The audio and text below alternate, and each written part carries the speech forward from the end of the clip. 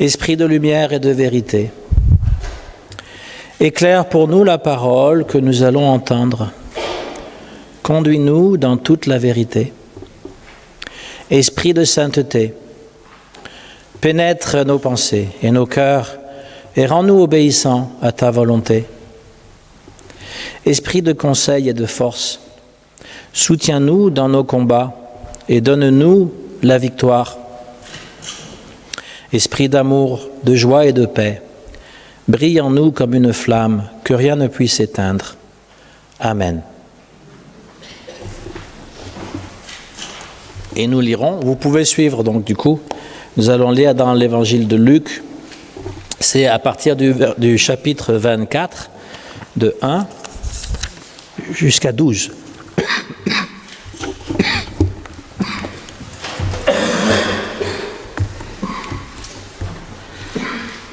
La lecture de ce dimanche est intitulée « Résurrection et ascension de Jésus ».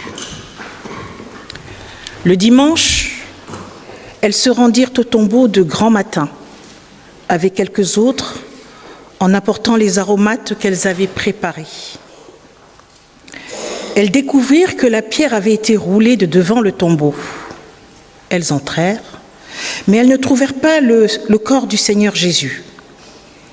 Comme elles ne savaient que penser de cela, voici que 2 hommes leur apparurent, habillés de vêtements resplendissants. Saisies de frayeur, elles tenaient le visage baissé vers le sol. Les hommes leur dirent : « Pourquoi cherchez-vous parmi les morts celui qui est vivant ? Il n'est pas ici, mais il est ressuscité. Souvenez-vous de ce qu'il vous a dit lorsqu'il était encore en Galilée. Il faut que le Fils de l'homme soit livré entre les mains des pécheurs, qu'il soit crucifié et qu'il ressuscite le 3e jour. » Elles se souvinrent alors des paroles de Jésus. À leur retour au tombeau, elles annoncèrent tout cela aux 11 et à tous les autres. Celles qui racontèrent cela aux apôtres étaient Marie de Magdala, Jeanne, Marie la mère de Jacques et les autres femmes qui étaient avec elle. Mais ils prirent leur discours pour des absurdités et ils ne crurent pas ces femmes. Cependant, Pierre se leva et courut au tombeau. Il se baissa et ne vit que les bandelettes qui étaient par terre. Puis il s'en alla chez lui, tout étonné de ce qui était arrivé.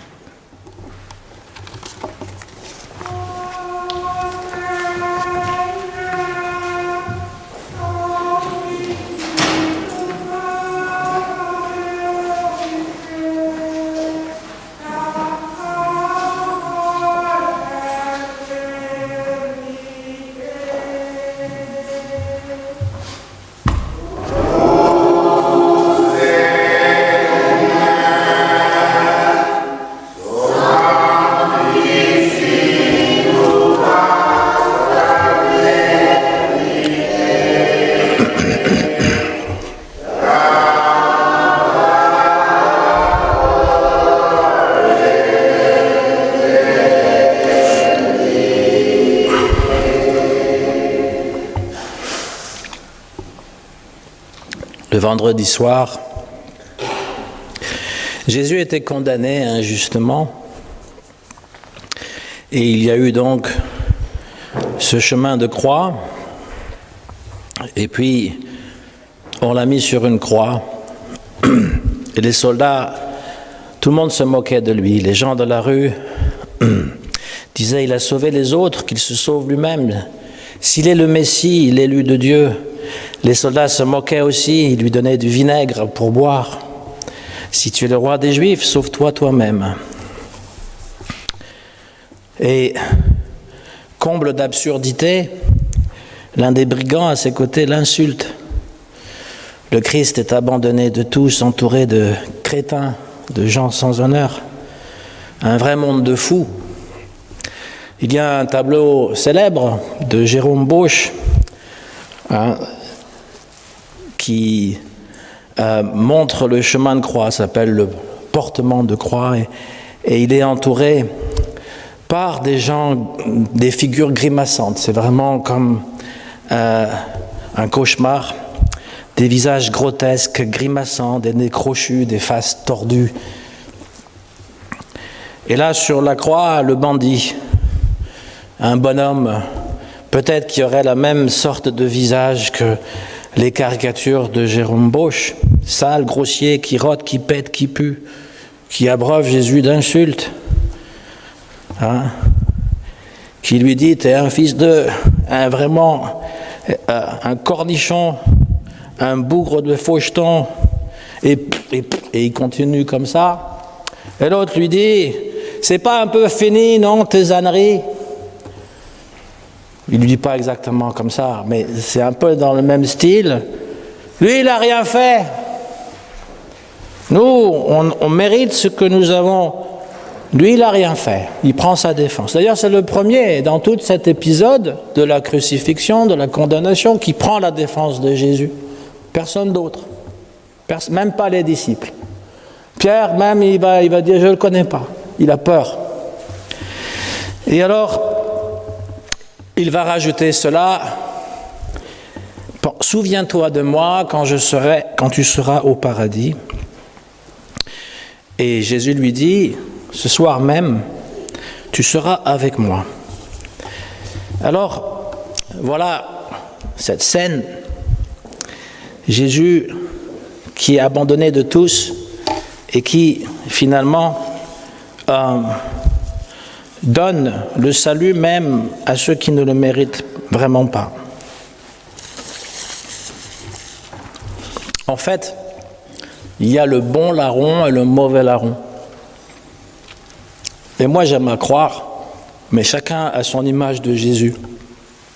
C'est vrai, moi, je trouve qu'on ne devrait jamais dire Jésus-Christ, voilà ce qu'il a fait pour nous. On devrait toujours dire mon Jésus. Parce que c'est toujours très personnel. Quand Jésus demande à ses disciples, « Qui dites-vous que je suis ?» On pense que seul Pierre a la bonne réponse. Parce que c'est présenté comme tel. Tu es le Messie, le Fils de Dieu.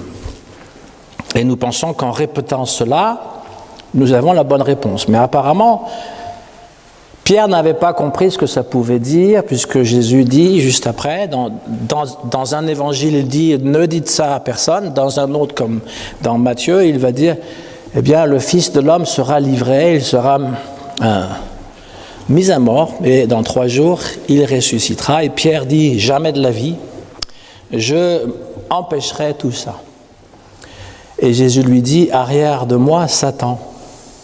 C'est curieux quand même. Que d'abord, il a la bonne réponse, il est le meilleur de tous les disciples, même, il est l'ancêtre de tous les papes.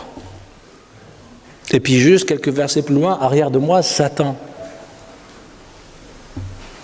Ça me fait toujours sourire, parce que s'il est l'ancêtre de tous les papes, le premier pape était satanique.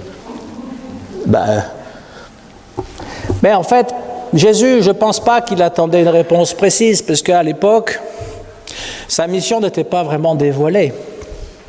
Et donc, ce qui veut dire que cette question nous est adressée à tous. C'est ma lecture. Hein. Qui est Jésus pour toi ? Moi, ce qui me plaît dans Jésus, c'est que même les gens qui ne croient pas en lui le trouvent sympathique. Pour peu que finalement ils veulent s'y intéresser. Mais si on compare Jésus et Mohamed, pour beaucoup, il est moins sympathique quand même.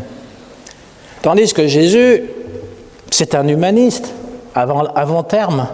Il prend soin des exclus, il accueille les femmes qu'elles sont toujours considérées juste bonnes pour être à la cuisine, s'occuper des enfants. Mais c'était comme ça pendant longtemps. Même les enfants, il les laisse venir. Laissez venir à moi les enfants. Et donc ce Jésus est tout à fait révolutionnaire dans sa façon de traiter l'être humain, et je pense que n'importe quel humaniste ou n'importe quelle personne qui a une fibre d'humanité dans son cœur va reconnaître dans ce Jésus-là quelqu'un de sympathique, quelqu'un qui est très bon.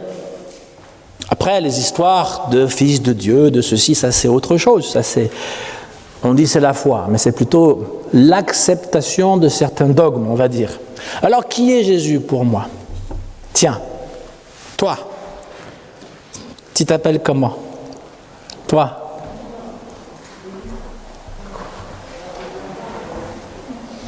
Comment? Élie. Ah ben c'est un nom prophétique ça. Et alors, tu connais Jésus? Non. Ah. Eh ben on célèbre aujourd'hui, c'est pas sa naissance, mais comme une nouvelle naissance, et on distribue des chocolats pour ça. Ben, les enfants, ils comprennent ça, hein? Eh oui. Parce que c'est comme pour célébrer. Donc, Jésus, il est sympathique. On reçoit du chocolat. Pour vous, c'est un petit peu plus élaboré, on va dire. Mais mon Jésus, je reviens. Je n'ai pas déraillé complètement. Je reviens. Mon Jésus, je le crois assez bon pour avoir délivré même le mauvais larron. Scandale dans l'église. Le pasteur a osé dire. Même le méchant larron qui l'insulte, qui pète, qui rote, qui pue, etc. Je sais pas, ça c'est, je rajoute, mais pour mettre encore plus noir que possible. Pourquoi il ne l'aurait pas sauvé? C'est pas marqué dans la Bible. Il y en a un qui va au paradis, l'autre va en enfer. Pourquoi? Simplement parce qu'il y en a un qui a dit, mais lui il n'a rien fait.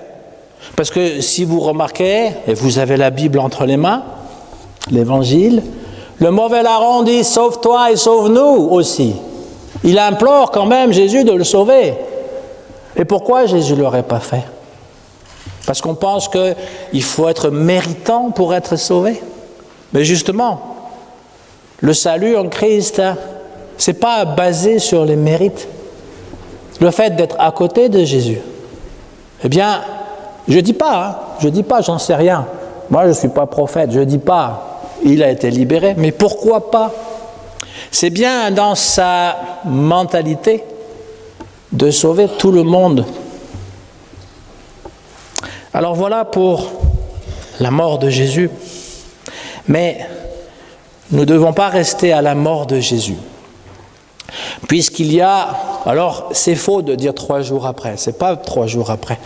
Si on le met en croix le vendredi et que c'est le dimanche matin qu'on trouve le tombeau vide, ça fait 1 journée et demie, hein, si mes calculs sont bons. C'est pas 3 jours. Hein? Eh oui.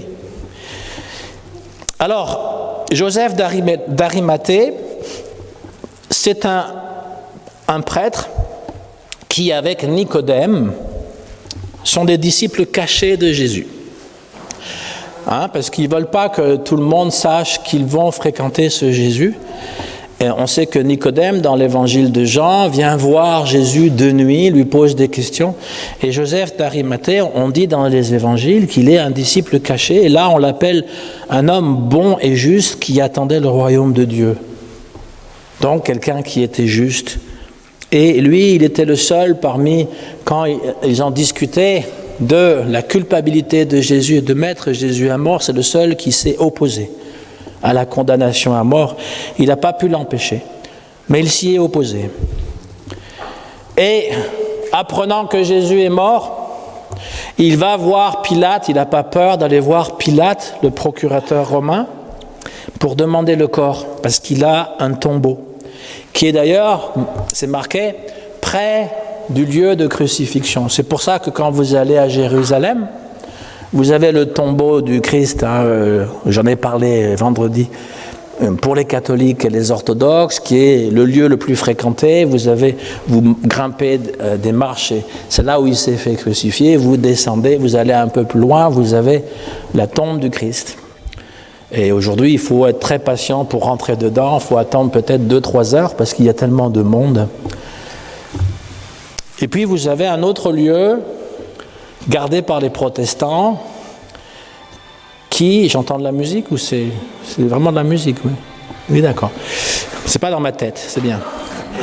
Donc, il y a qui s'appelle le jardin de la tombe, et qui est très très agréable, parce que d'abord il y a moins de monde, et en plus il y a une vraie tombe du 1er siècle. On peut visiter, on peut voir à l'intérieur, on peut voir exactement le genre de tombe que c'était. Voilà. avec un lit, etc., enfin un lit de pierre, hein, évidemment, et juste à côté, donc, un rocher qui a la forme d'un crâne. Très intéressant. Et les protestants, en tout cas ceux qui tiennent le lieu, donc on peut faire, on a fait d'ailleurs à chaque fois que je suis allé en tant que pasteur, on nous propose de pouvoir faire un culte et même une sainte scène là, c'est quand même assez typique et assez spécial. Mais ils ne prétendent pas que c'est là que Jésus a été crucifié. Ils disent voilà au moins une tombe du 1er siècle, donc quelque chose comme ça. Et donc c'est pareil, c'est près du lieu de crucifixion. Les deux endroits sont comme ça. Et Joseph, donc, va prendre le corps et le déposer dans le tombeau. Alors c'est très intéressant que nous avons deux Joseph. Un au début de l'Évangile, Joseph qui est le père adoptif de Jésus, qui l'accueille au berceau. Et un Joseph à la fin de l'Évangile qui le met au tombeau. Et c'est très intéressant parce que si Joseph, le père adoptif de Jésus, avait refusé de reconnaître, avait refusé la paternité à Jésus, eh bien, Jésus aurait été orphelin et il aurait été considéré comme un enfant bâtard et donc son message n'aurait pas été entendu. Et si le dernier Joseph d'Arimathée, n'avait pas recueilli le corps de Jésus pour le mettre dans un tombeau, eh bien on aurait jeté le corps de Jésus à la fosse commune. La fosse commune, ça existe encore aujourd'hui, c'est les gens qui n'ont pas d'argent, on les met tous dans le même endroit. Mozart, le grand musicien, a été jeté dans la fosse commune.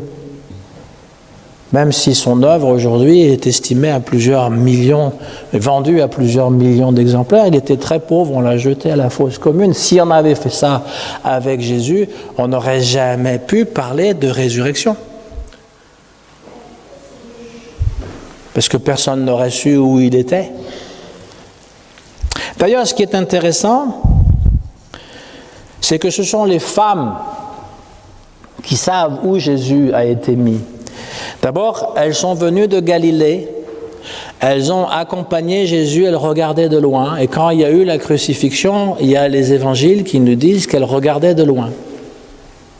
Même l'évangile de Jean dit qu'il y avait la mère de Jésus, il y avait une autre Marie au pied de la croix. Ça, les autres évangiles ne nous parlent pas de ça, mais elles regardaient de loin. Et elles ont suivi Joseph lorsqu'il a pris le corps de Jésus pour le mettre dans la tombe. Et donc, elles savaient où était la tombe, et il n'est pas sûr que les autres apôtres le savaient, avant que les femmes leur montrent. Alors, on est le matin de Pâques, comme aujourd'hui. Il fait un peu frais, le matin. Elles vont avec des aromates, parce que c'est la coutume, d'essayer de préserver le corps le plus possible. Ce n'est pas exactement une momification comme en Égypte, mais il y a quand même des rites qui sont assez semblables dans la mesure où on offre comme une maison. On n'enterre pas, on met le corps donc à l'intérieur.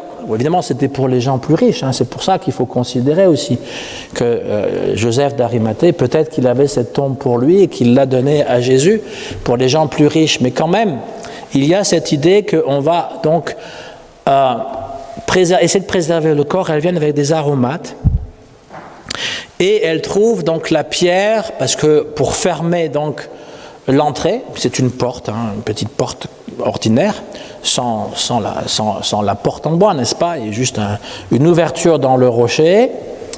Eh bien, on mettait une grosse pierre devant, et il fallait plusieurs hommes pour la rouler. Et donc, comme ça, on ne pouvait pas sentir les odeurs du cadavre, parce que malheureusement, le corps humain est comme n'importe quelle autre chose de la nature, ça se décompose. Bon, la pierre est roulée.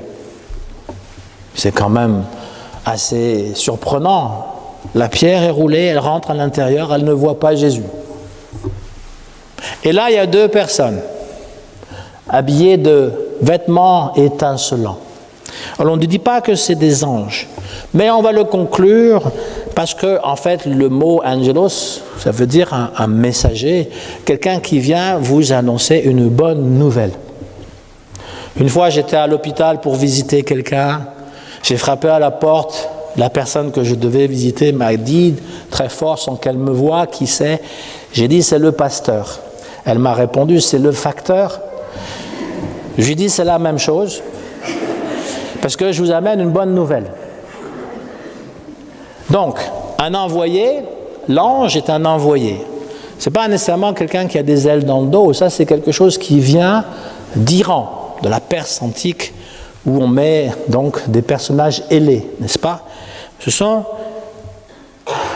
des êtres humains, en tout cas ils ont l'apparence humaine, mais ils sont étincelants et ils disent aux femmes, pourquoi cherchez-vous le vivant parmi les morts? Il est intéressant que les anges sont au début de l'évangile, dans Luc, dans Matthieu, pour annoncer une naissance à Zacharie, le père de Jean le Baptiste, et aussi à Marie et aux bergers, les anges dans nos campagnes. Hein? On chante à Noël. Hein?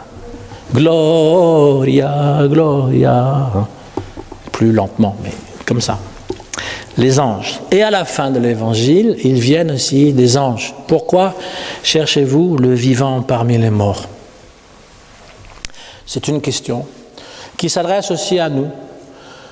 Pourquoi chercher Jésus parmi les morts?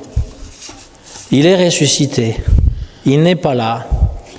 Après avoir vécu la torture de la croix, la haine, le rejet, voilà, cette grande nouvelle, la mort n'a pas le dernier mot. Quand je fais des enterrements, j'essaie toujours de parler à celui ou celle qui ne croit pas. Parce que annoncer l'évangile, c'est annoncer justement cette espérance que tout ne s'éteint pas dans la nuit. Et la personne qui ne croit pas ne va pas penser que ma mère ou mon père ou ma grand-mère ou mon grand-père ou je ne sais qui je viens d'enterrer est maintenant dans le ciel avec des ailes dans le dos, peut-être tout nu, les fesses à l'air, j'en sais rien, comme on présente les anges. Je dis jamais ça, puisque j'en sais rien. J'en sais strictement rien. Mais tout ce que j'annonce, c'est qu'il n'y a personne qui vit inutilement. Son passage sur la terre est important pour qu'on puisse le souligner et le souvenir de cette personne sera dans la mémoire de chacun qui l'a aimé. C'est un message tout à fait laïque, mais derrière il y a la résurrection. Il y a cette croyance, parce que, en fait, la foi chrétienne, c'est la résurrection. C'est au cœur de la foi chrétienne, c'est croire que le mal et la mort ne l'emporteront pas. Ce n'est pas la fin de tout. Je peux être vaincu, détruit par les forces du mal. Ultimement, ma vie, elle est en Dieu. Et cette assurance est plus forte que tout. Paul le dit dans l'Épître aux Romains. Je suis persuadé que ni la mort, ni la vie, ni les anges, ni le présent, ni le passé, ni l'avenir, ni la hauteur, ni la profondeur, ni aucune création pourra me séparer de l'amour de Dieu en Christ, notre Sauveur. Que cet attachement à la personne bien-aimée de Jésus, le Christ, rien ne pourra le détruire.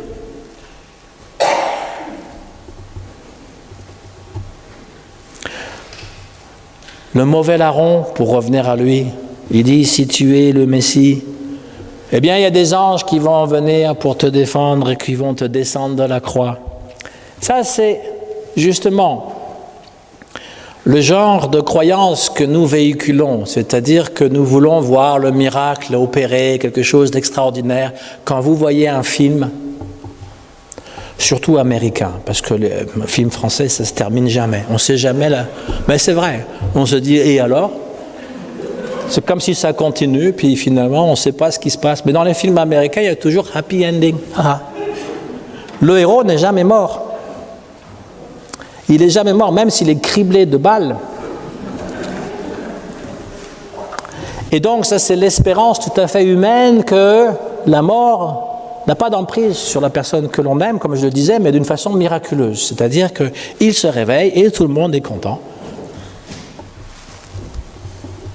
Dans les rêves aussi, je ne sais pas si ça vous est arrivé de rêver à quelqu'un qui est mort et il est toujours vivant dans votre rêve. Moi, ça m'arrive. Puis je lui dis, mais je pensais que tu étais mort. Parce que notre espérance fait qu'on n'accepte pas. Mais là, c'est même au-delà. La mort a lieu. La mort a lieu, mais ce n'est pas la fin de tout. La croix n'est pas l'échec de la mission du Christ, comme le pensaient même les disciples. Mais c'est la victoire de Dieu, parce qu'il traverse la mort. Et c'est pas qu'il se remet à vivre, puisque les disciples ne le reconnaissent pas. C'est qu'il passe à travers la mort pour montrer qu'il y a une autre vie. Alors c'est le message qui est donné aux femmes. Pourquoi cherchez-vous le vivant parmi les morts? Elles vont voir les 11, parce que vous savez qu'il y en a un qui a trahi et qui n'est plus là, c'est Judas, n'est-ce pas? Et donc elles vont voir les 11 pour leur dire cela. Et qu'est-ce qui se passe? Ils ne vont pas croire les femmes. Encore des paroles de bonnes femmes. Voilà. Mais oui, mais c'est ce qu'on dit toujours. Pourquoi Jésus s'est manifesté d'abord aux femmes? Je le dis tous les ans. Hein. Comme ça, la nouvelle sera répandue plus vite. Mais trêve de bavardage, ils ne la croient pas. Sauf Pierre. Pierre a un doute parce qu'il se rappelle quand même de ce que Jésus avait dit. Et puis quand même, après que le coq a chanté 3 fois, il doit avoir un peu de remords pour dire peut-être que voilà. Donc il court au tombeau. Et il ne voit que les bandelettes qui ont servi. Ça ne veut rien dire, c'est pas une preuve, hein. Mais ça va le bouleverser. Et il retourne chez lui tout étonné. Connaissant aussi Jésus, qui était quelqu'un de très étonnant, il retourne chez lui tout étonné. Voilà pour le matin de Pâques. Quelle est la preuve que Jésus est ressuscité? Une absence de preuve. Le tombeau est vide.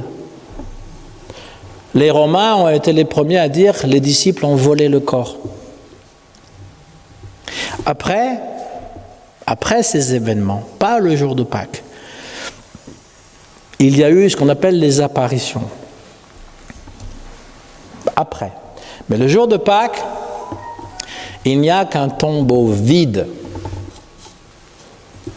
Mais c'est parlant, ce vide est parlant, c'est-à-dire qu'il est plein d'espérance. Parfois, nous pouvons sentir un vide à l'intérieur de nous, justement après la mort ou une séparation douloureuse, et il y a cet espoir qu'il y aura demain, et que demain ne sera pas pareil à aujourd'hui. C'est vivre la résurrection dans le quotidien. On n'a pas besoin d'être mort pour croire. On n'a pas besoin d'être mort pour faire l'expérience de la résurrection. On peut la faire à chaque fois qu'on renaît d'une épreuve, de quelque chose de très difficile. C'est une expérience de la résurrection. La suite, je vais vous demander de la lire chez vous. Je n'ai pas distribué ça pour rien. Hein. C'est la suite. C'est les disciples d'Emmaüs pour la prochaine fois. Je ne sais pas s'il y aura une interrogation, je sais que vous serez moins nombreux. Mais je vous demande de la lire pour vous préparer. Les disciples rencontrent Jésus sur la route d'Emmaüs, discutent et Jésus discute avec eux et ils s'aperçoivent seulement après que c'était Jésus. Donc c'est l'une des apparitions dans le Nouveau Testament. Au nom du Christ. Amen.